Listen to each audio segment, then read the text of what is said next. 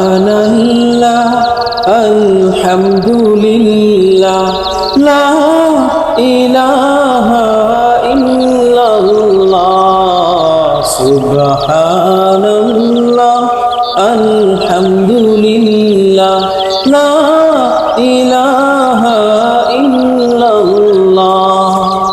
তোমার রিজিক খেয়ে পড়ে অভাগ্য হই কেমন করে তোমার রিজিক খেয়ে